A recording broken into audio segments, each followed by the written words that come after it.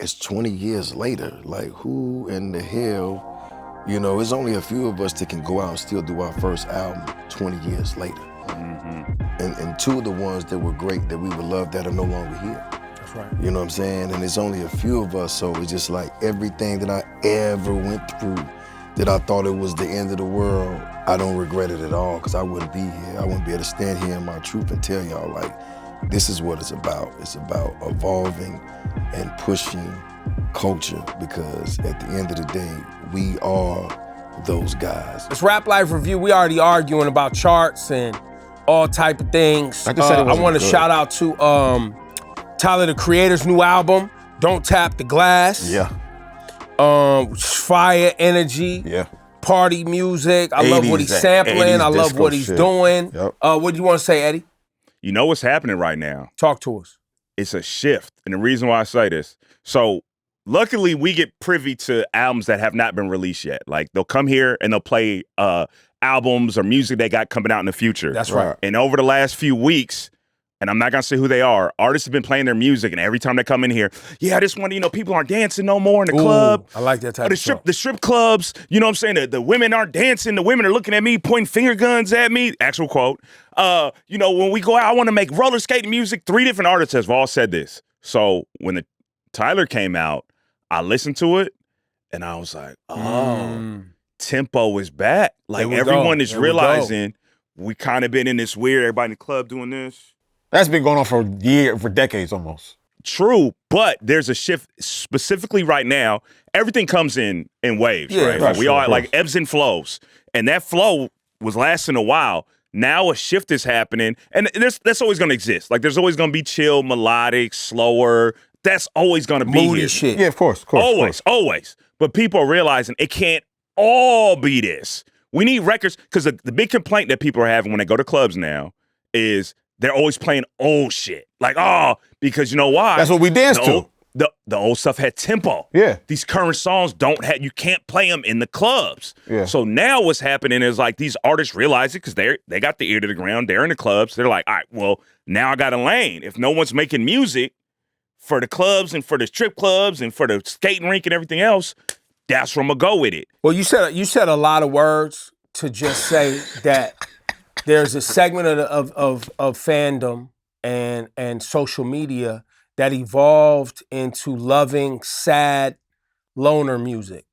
Mm-hmm. And it was real, like, I'm moody, a loner, vibey, I'm emo, yeah. I don't really go outside, I just play video games and stay home. I'm to myself. I don't really see people in shots, real life. No shots at you. Okay, You know what I'm saying? No shots at No, you do both. You stay at home and play video games, but you also go out and You be socialize. outside, you be touching the But town. there is a segment of the population that's just not their thing. Right. And they're proud loners, emo, Yeah. you know, in the chat rooms, just at home doing whatever. Fine. And there's music for that. And I'm glad that people are making music for us to gather. Yes. Right, yes. as well. Sounds. And to be out and about, Vibes. and to have a good time, and to go places, and to do those things. So shout to Tyler. Also, I'm thinking the album has double meaning. Don't Tap the Glass is what it's called. Right, it's called Don't Tap the Glass, but I think that's also talking about phones.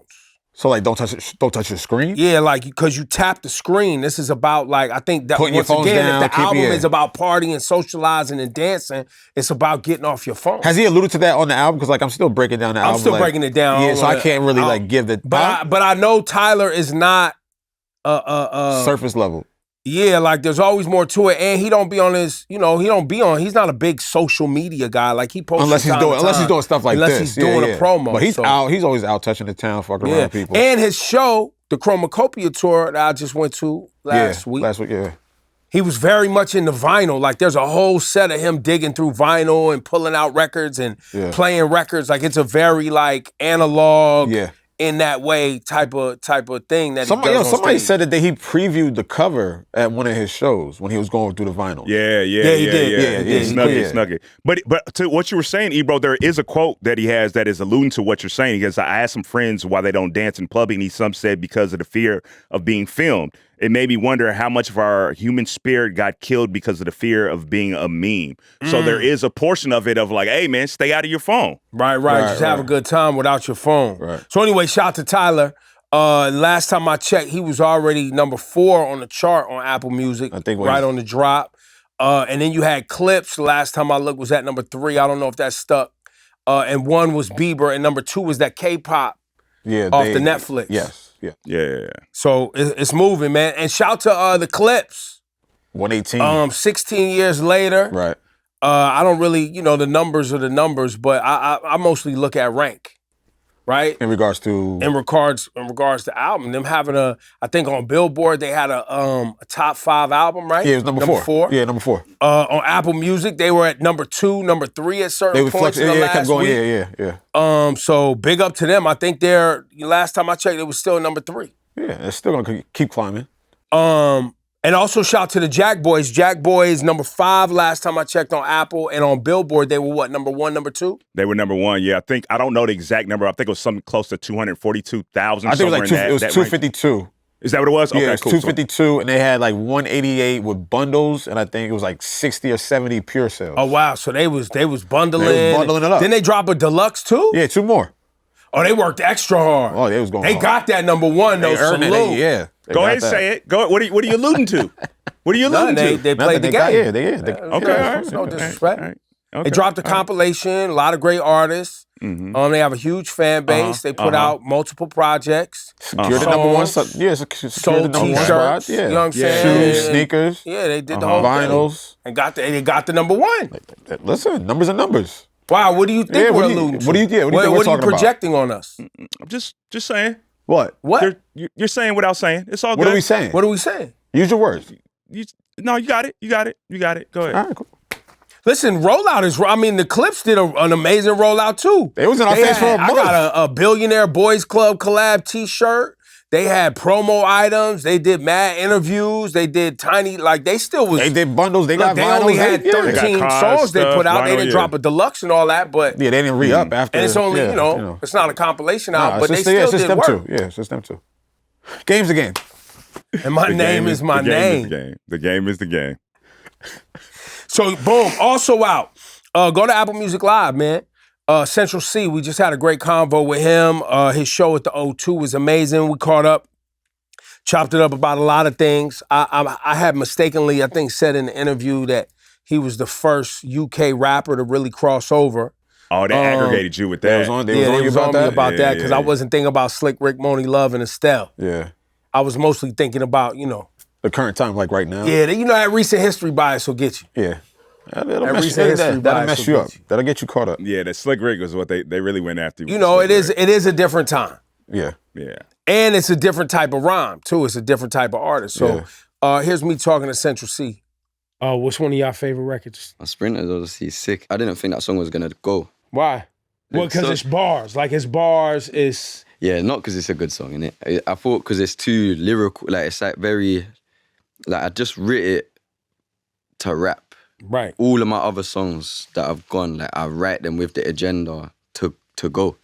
That one there, I was just barring. When I'm listening back to it, there was nothing in it that I thought was catchy. But what is catchy is that it's good music as well. The instrumental's good. Yeah. And then, I think we rapped well. And then, but it's rare that a song pops off for it being good and not for it being a gimmick or it being having some sort of mad catchy thing on TikTok or something. Yeah, none of that. It was just actually a rap song. Dope. Speaking of the UK, Skepta came back with another one over the week. You was late.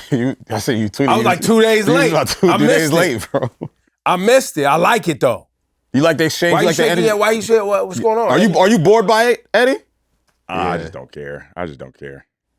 You can't do that. Care in what way? In the rap care or in the care of bro, like the UK care? Man. What is it? Joyner Lucas, he calls that hey man, let's do this. Let's battle. Let's do it. With Clash. Then that's the lingo that they use. So I'm like, all right, cool. Let's see what happens. Let's do this. But didn't it start with Skepta or I'm wrong? It started with Skepta. It's Skepta, yeah. Friendly Fire, yeah. Okay, boom. Yeah, so started with Skepta. He wants to do Clash. And you know what? And I respect it. Skepta's here for the sport, and I love the sport of it all. Let's do it.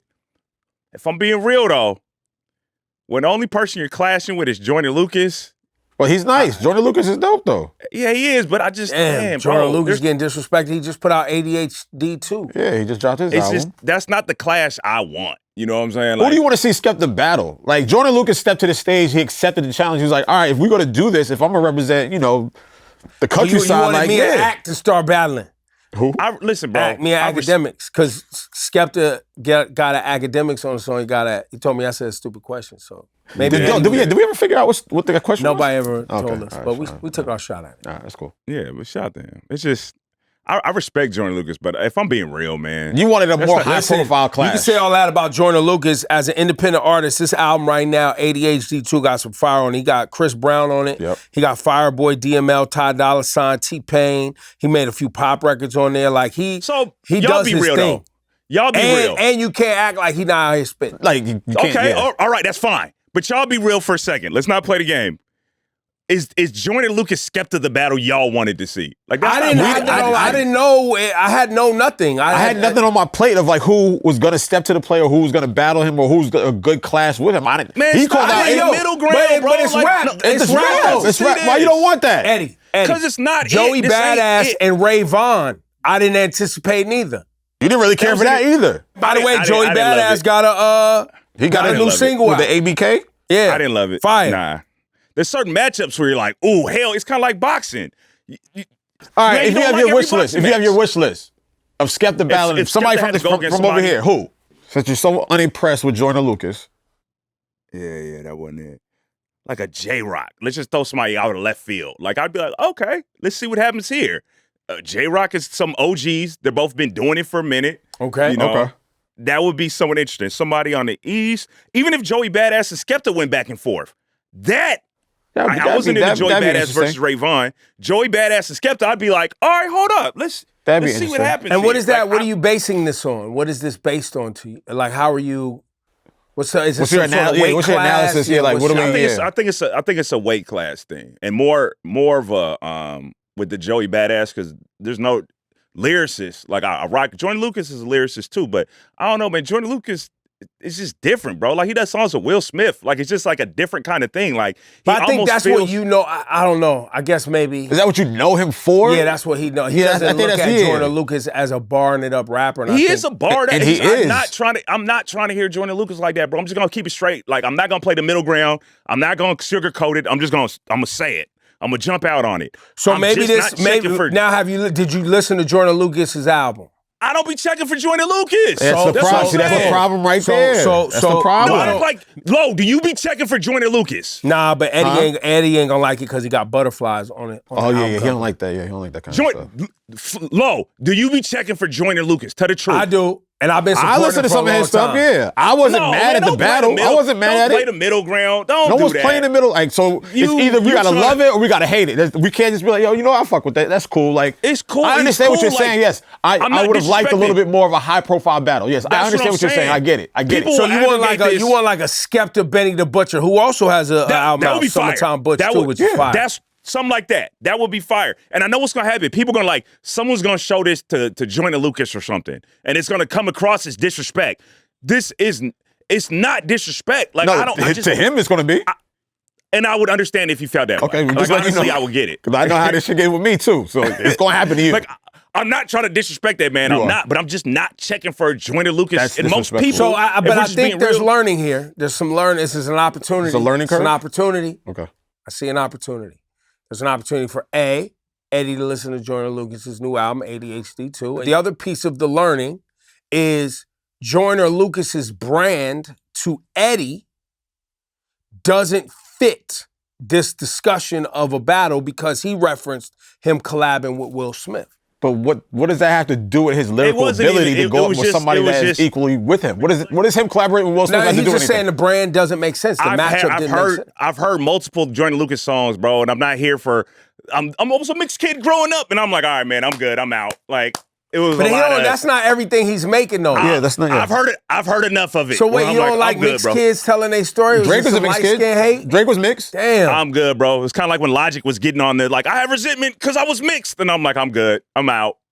So you don't like biracial people? I'm straight. No, it's just even when Childish Gambino at first kept rapping about how black girls didn't like him, you're like, all right, man, I get it, bro. I mean, that's their experience. Black women don't like you. All right, man, I get it, bro. You don't want to hear nobody else's story. You don't want to hear like told us his story on this show. Bro, like we ain't stories we I just don't care about. Like, but that's all right, cool.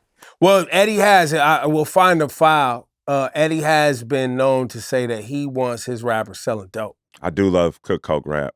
So then you should love Benny the Butcher's album. You should love. Yes, it's the last album I listened to. You should love this Freddie Gibbs single that he just dropped with Alchemist. Alchemist fire. The 1995 joint. You like that? Die Twice is my favorite. One of my favorite albums that dropped last year. What y'all talking about? Fuck yeah, yes. I'm just saying, like, there's both. Eddie likes to limit his rap fandom to a very narrow view. Like them are lyricists too, though. Crack. Them are lyricists. No, they are. We're not even debating lyricism. That's what we were talking about. I had shifted into talking about branding and how you perceive certain things based on the brand that's being built, which is why I said it's a learning opportunity for us all, because he won't even turn on the ADHD too. And then when I looked at the album cover, Jordan had butterflies on his eyes. I knew. Eddie looked at that shit and was But I'm here to let y'all know it's some fire on the ADHD too. That's all we're trying to articulate. If you're open-minded and cultured enough to actually step in there and listen actually, to it. You know what I will say? Russ got me with Chomp 2. I was anti-Russ until I heard Chomp 2, and I was like, you know what? This Russ kind of fire. So this is a learning experience, what you can do again with Jordan Lucas. Yo, Raekwon, the Emperor's New Clothes. You want that feeling? Raekwon delivered. Go check this, the Inspector Deck joint, the Conway the Machine joint, the Ghostface Killers on that Nas. That Amaretta. It's a great album, too. Yeah. Shout to Low Shimmy, Rockstar Junkie. He's doing numbers out here. And then, where we at on Jello? Go ahead, take it away, Eddie. All right, you don't like Jordan Lucas, but you like Jello. But you like Jello. Come on, man. Make it make sense. Joke's over. I'm done. All right, guys. I milked this Jello joke long enough. I'm out. That's your fault, bro. Hey, yo, you did that. That was early. you, bro. I told you to stay away from that. It was fun. It was fun to troll. You listen to the album? You listen to the album? The hell no. I saw the clips of him at the ESPY set. That brother couldn't look more bored in his life. Told you. Should have stayed away from that shit. No, it was fun trolling at first, but I can't do it. Yeah, I thought you. Now you know you can't do it now. I know you know you can't do it. You gotta stay away from that shit. Shout out to Jello though. Nah, they milked it, right? They tried, they really had people trying to hype that shit. Yo, it was the second coming, yo. He giving us that feeling. The second coming like, of what? Exactly. What was the first time? Exactly. Yo, Shaq. Shaq, another basketball player. People need to stop acting like. I'm saying, bro. Like, all right, yo. You're not AI on there. You're not even Kobe, bro. Or Dame Lillard. KOBE. You're definitely not Dame Lillard. They ain't got bars. Yo, we got a special guest this week, man. Let's bring him in. Y'all ready? Yes, sir. It's time to celebrate a legend, celebrate a big anniversary, 20 years. My guy, actual friend of mine, Jeezy, steps in the room for a big anniversary celebration, 20 years, bro. Yeah, 2 decades, baby. 20 years, and there's a tour going on right now. Yeah, so I'm actually on tour right now with Adam Blackstone, Derek Hodges and the Color of Noise Orchestra, and we celebrate 20 years of Thug Motivation. It's been crazy. If you ain't got your tickets, get your tickets now. TM101 Live. Drama's involved in this too, right? Drama's, and DJ Ace. Yeah. So before we get into, we're gonna get into to TM101. We're gonna get into a lot of things. But for the music fans, that name Adam Blackstone, I want to spend a second on that name because he's somebody that's put this music together and the live instrumentation for a lot of people. You want to share with people? Yeah, I mean, Adam's worked from all the greats, from Beyonce to Alicia Keys to anybody you can really think of. Hove, right, too. Hove, too. Hove, too, as well. Derek Hodges is another dope brother.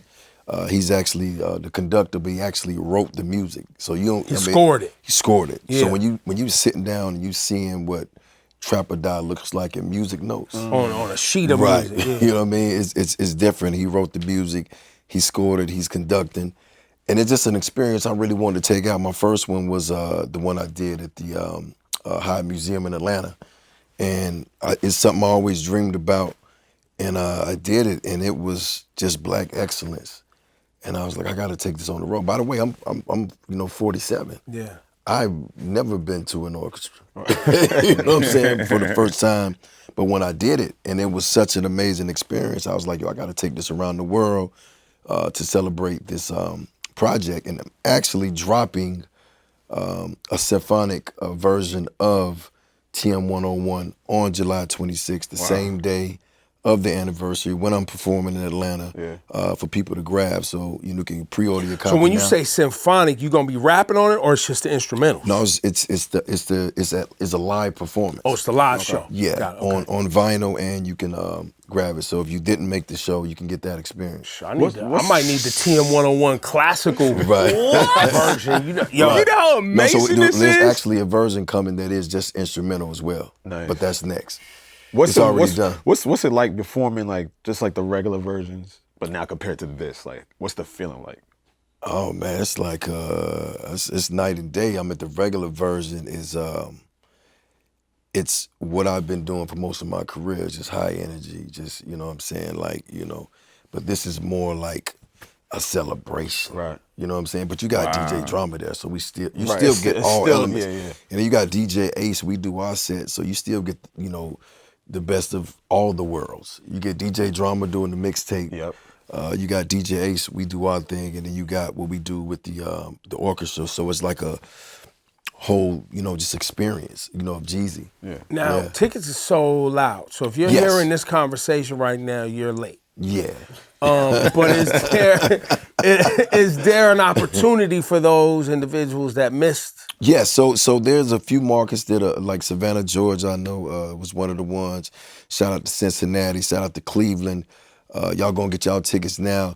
But it's pretty much sold out because I wanted to do it in an intimate setting. And this to me is like, this is me big homieing. Yeah. You feel what I'm saying? Because, you know, we came from the streets, you know what I'm saying? And once you're in this game, it feels like you have to live in this stereotype to still get people to buy into what you're doing, which ends up putting you in a lot of crazy situations. And you can see like the guys behind me that's coming up, you know, those are my little brothers. So it hurts me to see these guys getting locked up, you know, charged with all these crazy crimes because they feel like they got to be a certain way. That's why we did what we did, to get out of where we was at.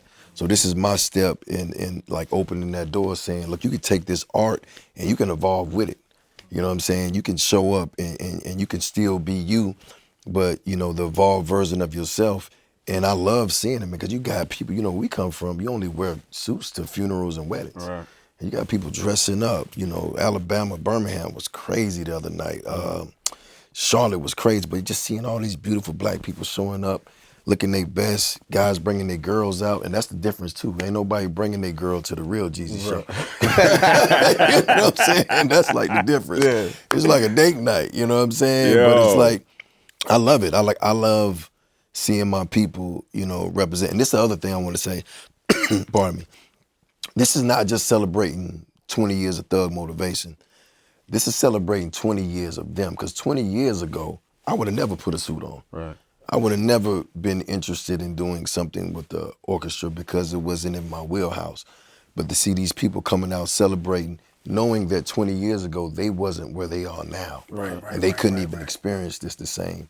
And then also, I think that there was a disconnect because my music was so street and continues to be street that a lot of people who appreciated my music wouldn't even come out because they couldn't come in those situations to enjoy it. Right. But this is giving them a chance to come out and celebrate, you know, life with me. So I'm just a guest of honor. That's not talked about a lot, where you have people who love hip hop and love rap shows but can't show up to it. Oh yeah, I go to a Maxwell concert. I'm not going to, you know what I'm saying? I'm not, you know what I'm saying? You know what I'm saying? I'm not going nowhere where it's gonna be TMZ headline if it go left. Right. Because, you know, and I love music. And that's the thing, you know, we always looked at like, you know, your palate. You know what I'm saying? That don't mean you gotta change. Like I always like things different. So I turn my friends on to things that I get into and you know, whether it's music, whether it's wine, whether it's cigars, whether it's vacations or whatever. But this is something I get to turn the culture on to. And seeing people like smiling and happy and, you know what I mean, just like kicking and you know, guys like, yo, my girl brought me, it was my birthday. I was like, damn, I can imagine if somebody would took me to a Tupac concert, I'd be in love. Yeah. You feel me? Like, that's just how real it is. Yeah. And it's an amazing experience, man. It's probably one of the, And let me say this too also. I want to say, shout out to Nas because he's been doing this thing, but I want to say this is the first tour with the orchestra culturally. Yeah. So I do want to say that. So shout out to The Color of Noise, Adam Blackstone, Derek Hodges, DJ Drama DJs. Is there any possibility that after this run, there's a check or a bag that would inspire you to keep going if it's having this much success? Is this something that I think that, I've been getting a lot of talk from the West Coast, like I don't serve the West Coast. Like, Jeezy love the West Coast, baby. Yeah, I see, you know what I'm saying? It just has to be set up that way because of the musicians. Oh, okay. And their coalition. Yeah, it's much harder touring with that many people. Yeah, so we're gonna set it up in a way that we can kind of hit some spots. But I mean, look, I love it because you're still getting all of it, you know what I'm saying? And it's like, to me, there's nothing. And by the way, you know, I think people come and they think you're gonna sit down as if you're at the opera or something. No. Oh, it's not like that. As soon as them lights go off, everybody's on their feet. They don't sit down. I didn't see a couple clips. Right. Yeah, I didn't see. They don't sit down. It's still a party. Right. It's still a Jeezy show. It's their party. Yeah. You know what I'm saying? You just look good. What's wild about this whole thing is, at one point, and younger generation might not understand this because now we're at the point where, you know, Jeezy's looked at as an unk. You were one of the original YNs, bro. Like, we're not supposed to. I was the YN. You were the YN, bro. Like, you were getting kids kicked out of school because of T-shirts with the snowman on them. Yeah. And as your audience has matured and grown, and your career has matured and grown, how wild is it from your perspective to not only realize that you've made it and you're here, but that your audience has grown with you? Because a lot of people, we ain't trying to listen to them 20 years later. Right. Right. They're still filling up these arenas and these shows to see you. Right. What's that like from your perspective? I'm gonna be honest with you. It's my obligation. You know, that's in line with my purpose. And just like you asked, you know, it ain't about the money for me. It's more about, this is my purpose. This is who I am, and it's my purpose to you know, to inspire and evolve my culture. Like that's who I am. This is a part of that. And you know, doing these shows and going out here and really doing what I love to do, I love it. So like, to me, it's like, as long as I'm being creative, I'm having fun. The minute it feel like work, then I got to go do something else. Right. You know what I'm saying? Because the money's already made. So it's like, I'm not doing this looking at the dollar amount. It's like, how much impact can I have? Who are these? I had a kid tell me the other day, man, I've been listening to you since I was 8, and I'm like 28, and I'm like, damn, like, how does that work? You know what I'm saying? But that's love. So to me, it's all about the people and pushing the culture. And I just think that, like, if you look at what I said when I came in the door, I said I was a corporate thug. I've done that. You know, I've showed you what entrepreneurship is like. I said I was motivating the thugs. Now the thugs are grown. You know what I'm saying? So I got to continue to motivate them and inspire them, because that's what a leader does. And to answer your question is, this never was to me about being an artist. This was about being a better man. And that's what I practice and I preach every day. Like, I don't make music because I have to. I didn't make music because I had to. I made music because that's the gift that God gave me to go out here and touch my people. You know what I'm saying? And it's like, I'm 5'8". I can't play basketball. That's not happening. You know what I'm saying? You know, I'm not a running back. I'm not going to be a quarterback. But he gave me a gift to see things differently and to be able to see around the curve or around the corner. And it just like, I just take my vision and I put it in my music and I put it in my ideas, because it's not like it's a bunch of people sitting around a room saying, this is what we got to do. This is what my spirit is telling me. You know what I'm saying? I get up and it's just like, we got to go on the road with a symphony. Now imagine that conversation with my team. They're like, why are we doing this? You know what I'm saying? And so that's what it is for me. There was one person that was a part of this process, you know, when you started TM101, even the Travel Die mixtape, that's on tour with you right now, DJ Drama. Y'all relationship has evolved into what it is, mixtapes, you know, albums. Like, what is it like bringing this full circle moment back with him? Man, we had a conversation last night and I was just like, Drum, how you feel? He was just like, man, I love this, man. It's so fun. I said, ain't it crazy? We don't have to worry about nobody backstage. You know what I'm saying? It's like, it ain't a bunch of randomness. It's just a bunch of grown people having fun, and really to see him being able to go through those classics and just get everybody just, you know, just up. It's a perfect scenario, because it's just like, we made this music together and we made this you know, this time capsule of just quality street music, as he calls it. And this music takes people back to a point in time where in their life when they was like going through something, whether it was struggles or whatever it was, or they was hustling or whatever. And that's what I tell them, like, look, this is about y'all. I don't care if you were an entrepreneur, a doctor, a lawyer, because 20 years ago you wasn't that. But look at you now. And to still be able to listen to this music. I heard you guys talking earlier about why we like older music. It takes me back. Yeah. You know what I'm saying? It takes me back to my grandmother's living room or to my uncle's house. When I hear it, it makes me feel good. It's what I listen to, you know, to kind of get myself going. And I feel like when people hear this music and this nostalgia and they see DJ Drama, because, you know, a lot of times, a lot of these people in these markets never seen him. You know what I mean? So this is like a treat. You know, he's playing, you know, Jeezy the Snowman. I still get hyped. You know what I'm saying? Yeah. And he just was like, man, this is amazing. So it shows me that, you know, the growth is there with everybody that's involved. And I've been to a few jazz festivals, and I've seen Adam Blackstone. I was like, how can I work with this guy? Right. I got to figure this out. And we talked. We kept talking. I went to some jazz shows when I was here at the Blue Note just to kind of peep, and I got it. And I went and talked to him. I met Derek Hodge, his beautiful brother, and, you know, he was like, I'm going to write, you know, Thug Motivation. I was like, yeah, good luck with that. And then he brought it back, and it was in these notes. Yeah. And I was just inspired. I was like, wow. Well, and I was going to say, a lot of in TM101, the samples obviously are pulled from, well, some of the samples are pulled from a classic era also. Right, correct. Right, when you look at like a Go Crazy. Right. Yeah, which is one of my favorites. Right, but that sample already is a point in time. Right. Then the way you used it is another point in time. Right. And so you've actually built a bridge. And I think, you know, it's one of my favorite conversations to have that I brought up throughout the years are just about hip hop. Is that, you know, when we was doing this thing young, a lot of the older generation, they hated sampling. Like that was like, oh, it's unoriginal, da-da-da.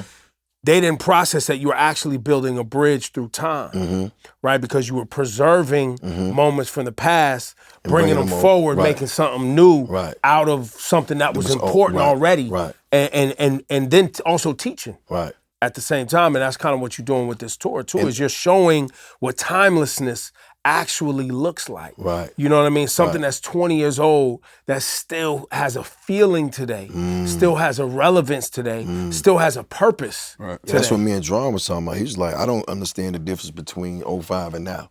Right. Because it's still the same reaction. Right. And I heard you say that earlier about, you know, connecting the dots with the samples. Yeah. I actually think that's genius.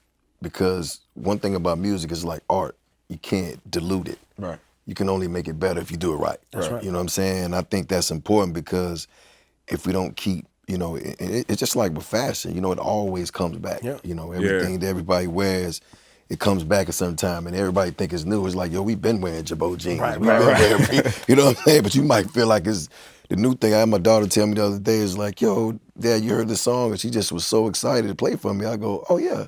That's So For Real Candy Rain. She's like, what? It's like, I heard it on TikTok. But to me, that's special because I know, you know, you was talking about skating ring music, you know, so I couldn't skate, but I was in the skating ring. That's right. And when that came on, I know what that made me feel like. And I just, you know, encourage, you know, anybody that touches this, just leave it better than you found it. Yeah. Well, You know speaking of fashion, in 2005, what was the largest T-shirt you ever bought? 5X, 6X? I think I had a 6, my G. You went a 6? Yeah. Eddie, what was yours?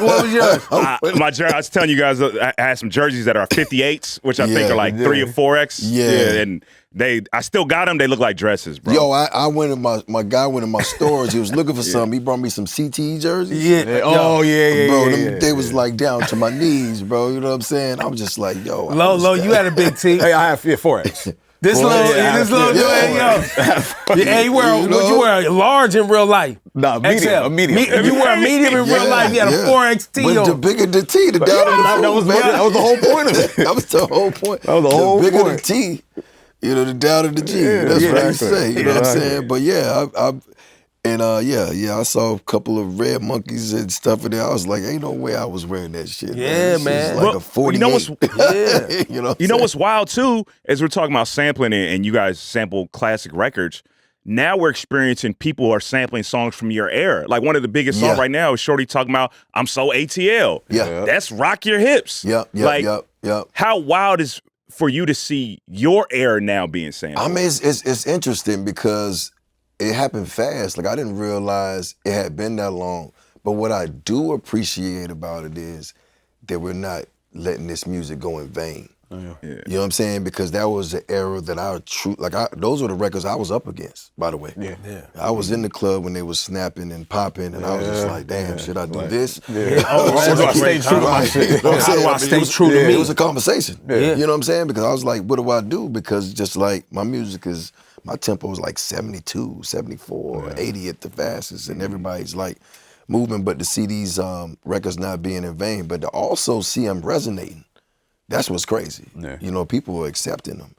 And I heard you talking about Tyler's joint earlier. It's just like, I respect that. Yeah. You know, because these are young guys that are going back, I mean, like digging in crates. I remember those days. You know what I'm saying? They're just like digging and finding like dope samples. I do think that at this point of time in the game, like it's gonna take people being innovative and really being like, you know, just having the free range to be creative to keep this going, because what I don't appreciate is when everything sounds the same. Right. Well, that's what Eddie was pointing out earlier, that a lot of stuff he's been hearing, everybody's trying to break hip hop out of this same kind of similar space that everybody's in and push to move and dance and party and feel and get back outside. Yeah. Cause that was my hiatus. Is like I wasn't inspired, if that makes sense. Like I would just, people would send me like beat packs, and I'm like, bro, you could have sent that to Lil Ronnie down the street. It would be the same thing. Like this is not. No disrespect to Lil Ronnie, whoever you are. Big Ronnie, Big Ronnie, Lil Ronnie. Like, I just had Jeezy just had evolved past that. That's all I'm saying. Right. No disrespect, but it was more like, I'm in a space where I want to be creative, so I'd rather get in, like, let's cook up, like, let's vibe, let's talk, let's have some conversations. You know what I'm saying? I'll never forget, I was like working with Swiss one time, and he you know, we just having conversations. He came in with this McDonald's, and it was a McGriddle. We just was eating McGriddles, just talking. I was like, this is crazy, you know what I'm saying? But we were having conversations, and then the music we was making was dope. That McGriddle does hit, though. I can see it. McDonald's did not pay me for that, by the way. You talk about the inspiration and like people being inspired. Like, do you have that now? Is there a new part of inspiration, especially with this tour? I'm gonna be honest with you. Like, I've been re-inspired by music, and what tipped that off for me was house music. Wow.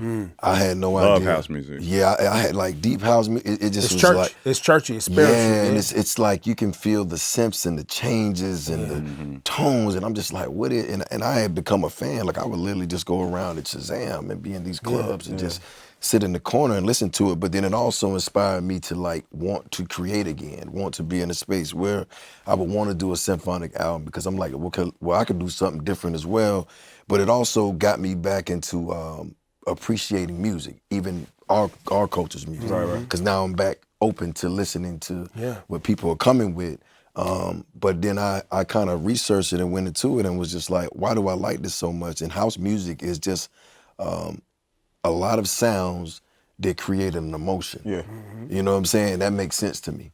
So when you hear a beat, you know, you might not get an emotion out of that, but I like, you know how it goes with the chords on Trap Star.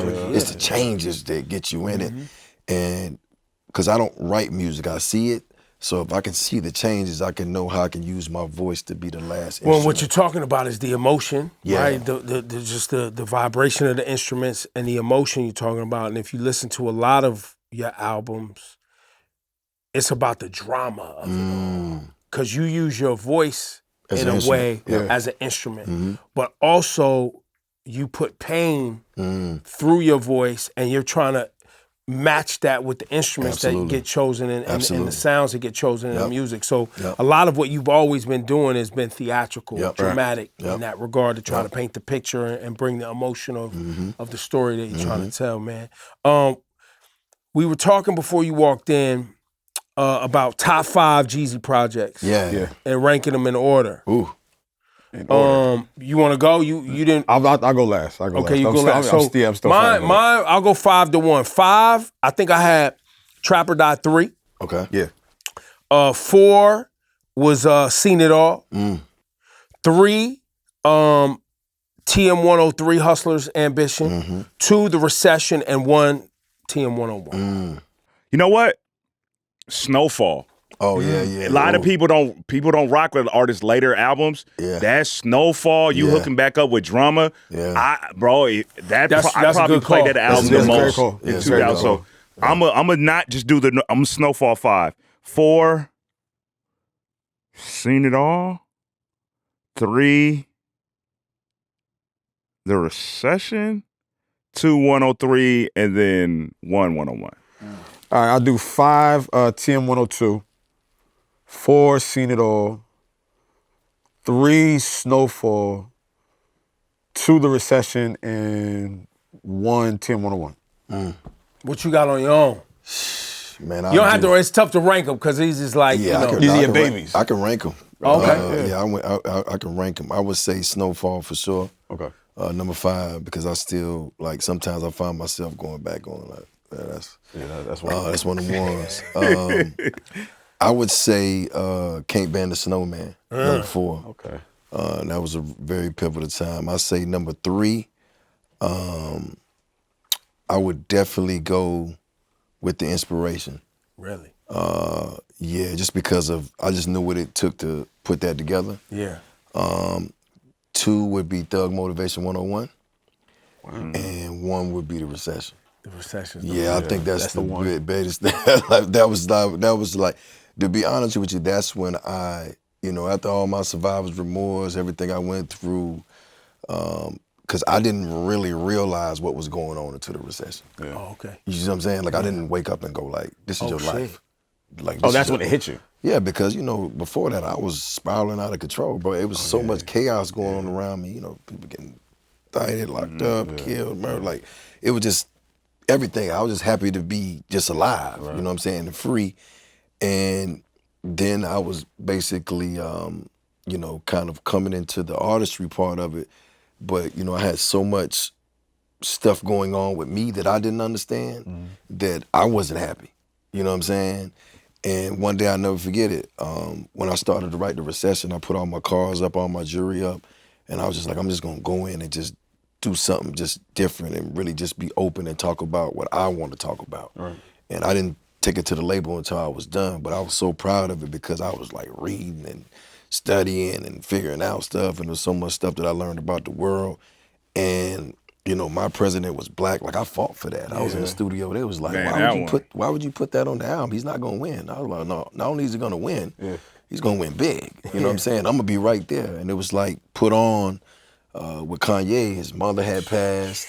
He wasn't doing verses. You know what I'm saying? And I was just like, yo. I remember you told that story about trying to get him out of writer's block because of his mom. Yeah, and he did the verse and sent it back. And I was just like, I was telling L.A. Reid, this is it. He's like, you sure? I was like, this is it. You know what I'm saying? And so we did, that, and then the intro and everything about that project was like all me. And I recorded it like quick. Like I got in the studio, I think it was like maybe 4 weeks, 6 weeks. I was just banging them out. And when I was done, I remember calling my guy Boo Rossini, and I was like, I want to play you something. And I knew I was done. Because, like 103, I worked on that album for 3 years. Right. Just trying to get it perfect. But I knew I was done with The Recession. And when it came out, there's this restaurant called Spondivas in Atlanta where everybody goes, like a seafood joint. And it's like, a staple. And I remember going there, man, and walking in the grass and eating. Some guys coming out, was like, yo, Jeezy, man, we just want to tell you, bro, that new album you just dropped, man, that's it. And that's all I wanted. You know what I'm saying? And I ate my meal and I sat there and I was like, damn, you did it.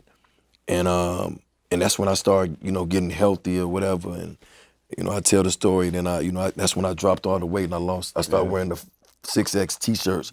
I started wearing stuff that fit. And I remember like yesterday, I went to Boston on the first show for the Recession tour. And you know, as soon as I came out, stuff just started flying on the stage. And I was telling my security, they throwing stuff at me. He's like, boss, their panties and bras. I was wow, this is it. Because it went from being like all the gangsters and all the gang members in the front row to women. You know what I'm saying? And it was love. I was like, oh shit, because I never had women at my shows. Like they would be like in the back or out of the way. And I was like, I can do this. Right. You know what I'm saying? And that's the first time I really embraced who I was unapologetically. Like I didn't feel like I owed anybody an explanation. Like I didn't feel like I had to be a certain way. And that was really like my first taste of stardom. So like TM101, I was going through it. I'm gonna keep it a buck. Like it was crazy. You know what I'm saying? Like I was just trying to keep it in the middle of the road. So when I hear people talk about the recession like that hit deep. That's the one. Yeah, that's the one. Yeah. Jeezy, man, made it 20 joints, man. Yeah, 20 joints. I mean, good joints though. Yeah, but you made it out. Somebody say 20. Well, yeah, the 20 positive, there you go. prosperous joints. Yeah, somebody said I did 20 joints. Man. Hey, yo. 20 years, I'm good. And this is a blessing. I'm still grateful, man, and I just hope that I can inspire, you know, anyone from my culture, man, because it was only a few people that I seen do it before myself, and to continue to do it. And I just know what it is to be a young guy coming off the block and coming into this and just having to navigate it, because making the music is only, 5% of it. It's the navigation that's the other 95. You know, you still gotta be here, you still gotta be alive, you still gotta be free, you still gotta be smart, you still gotta be creative. It's a business. Right, you gotta be all the things, and it's just like they don't give us those tools. So I hope that anything that I'm doing is helping to inspire the next generation, because I just know how hard it is, bro. And I know how hard it is. Like I tell them, a bad day for the ego is a great day for the soul, man. You know, because you can have it all and lose it all, just based off a decision. And, it's just like I hope me pushing the envelope and being vulnerable and stepping out there, because you got to understand, like, you out there with Adam Blackstone, these guys who are rehearsed. Yeah. And I still have to be a student. I was like, why you do that? And I ask the questions because I'm staying curious, but I'm also learning, but I'm also enjoying. And I would hope that for any one of these younger guys that's coming up, if you 20 years later, I hope you can still enjoy and love what you do. You probably still learning new stuff about yourself as a performer. Oh, for sure. Just with that backdrop. Oh, absolutely. Like, you got to think about it. It's been me and DJ Ace for like a decade and a half. You know what I'm saying? We like the greatest show on earth, and it's just the greatest show on earth, and it's just us. But if you're looking behind you, and it's, almost like 50 counterparts behind you that are backing you and putting as much passion in this as you are, man, it's special, bro. Like, sometimes I look back and see the violinists, and they just, you're like, what the hell? And the drummer, and it's just like, and I'm gonna keep it a buck. I had a few of those moments. How'd I get here? Yes. Well, I almost forgot my words because it's so real. You know what I'm saying? I'm like, damn, like, look at this. And then here to see this, and like you were saying, Ebro, like, it's 20 years later. Like, who in the hell, it's only a few of us that can go out and still do our first album 20 years later. Mm-hmm. You know what I'm saying? Like, and two of the ones that were great that we would love that are no longer here.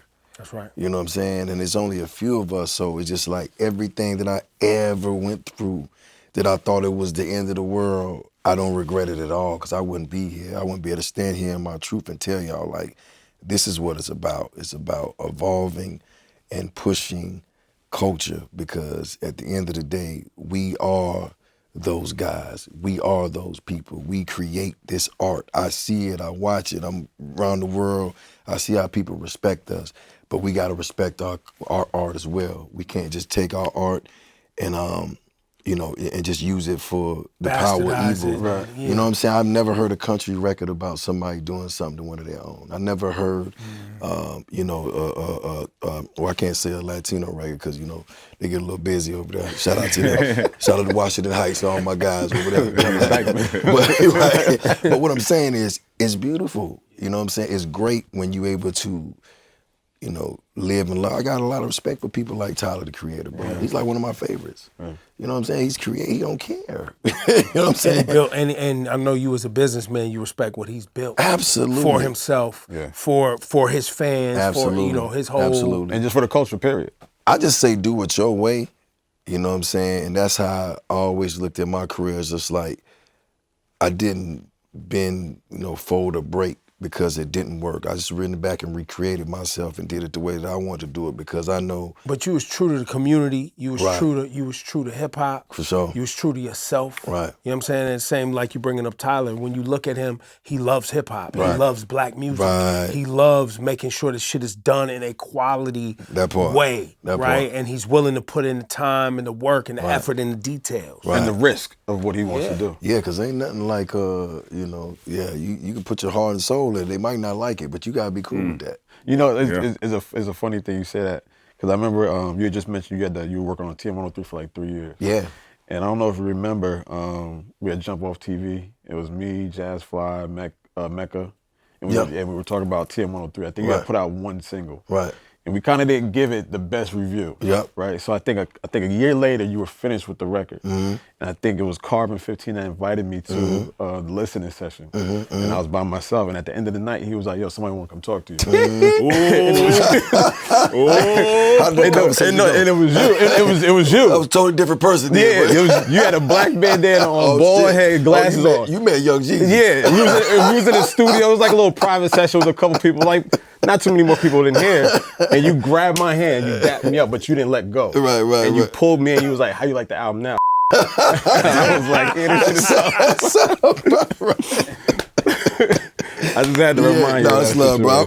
But the thing was, I was trying for perfection, man. And again, like when you got that, and this is the thing too, like all my projects, everything I've ever done musically, I've always paid for it first. I've never took money from a label or any entity to do my projects. I just don't believe in that. So when you guys were saying that, I was already probably about $500 million, $2 million. You know what I'm saying? I'm like, I gotta figure this shit out. But I'm sure the competitor in you, the perfectionist in you, respect the honest feedback. Oh, for sure. And even to this day, like I don't claim to know everything, and I've grown to respect honest feedback because it's to help you. You know what I'm saying? That's why I said a bad day for the ego is a great day for the soul. It's like if somebody can tell you something real and you can receive that could change your life. You know what I'm saying? I've had people tell me, just their honest feedback about something. I go back and I process it, and some of those decisions I made have been life-changing for me. Right. You know what I'm saying? Like even just business deals or, just even projects or even like, this tour. It was just like I was trying to get partners and I'm just like, you know what? And I was talking to one of my guys. He was like, don't you think it's time for you to do your own tour yourself and just invest in yourself? And I said, this would be a great time, right? I got all the resources, right? And I did it. So this tour I'm doing is me, all me and my team. Shout out to JWJ Enterprise. Shout out to my partner Leo on this. Like, this is us, and it's all black people together, and we're like working in unison, and we're having fun, and we're making toast. And I've never had that in my whole career, ever. I've never did a tour toast, and I've been on tour with the best. Yeah. I've never, you know what I'm saying? Got champagne. You know what I mean? And we praying and and it's fun. Nobody's stressed and nobody's none of that. So like, this is special. Yeah. This is special. Y'all, 20 years, TM101. We celebrate Young Jeezy and we thank you, man, for your work. Appreciate it. And I thank you, God, and I thank you for your honesty. Always, man. I'll never stop. I'll never stop. Listen, man, you pushed it. Listen, you're one of my favorite artists. I can't be real with you. No, I heard you go hard, though. We've been talking a lot about Tyler, the Creator. Just dropped the album this week. Shout out to Clips as well. Yeah. Oh, yes. Good work. Glad you said that. Best albums of the year so far. A lot of y'all in the comments bringing that up. Eddie, you got one? I got favorite albums of the year, but it doesn't. Or your favorite, your best, however you want to say. So look. I know it was in December. GNX, bruh. GNX. GNX still counts for 2025. I'm saying GNX. All right, GNX. Low. The guy sort him out. The guy sort him out, just the one. That's it for me. Yeah, the battle for me is between Clips, GNX. I gotta spend more time with this Tyler release too. Yeah. But Tyler, obviously, sonically, these are very, very different things. It's still early. Jeezy, you want to chime in on this? Yeah. I think you're right on the money. The GNX, definitely. Shout out to Kendrick. Shout out to Tyler. I just got on that. But definitely shout out to the Clips. Hey, look, if we go in non-rap, Because I'm gonna say Bad Bunny. That Bad Bunny album go crazy. Yeah. Facts. Facts. Go crazy. I'm going to Puerto Rico. Yo, it's Rap Life Review, man. Jeezy, thank you for joining us. Eddie, love, Low. I'm Ebro. We'll see y'all next week. Love, brother. Yeah. Yes, sir. What's up? You just finished an episode of the Rap Life Review. It's 2025, so New Year means new episodes coming your way. If you want to get in the conversation, you can always drop us a comment below. And of course, you can like and subscribe so you never miss a new episode. Catch us next week on a brand new episode of the Rap Life Review right here on Apple Music.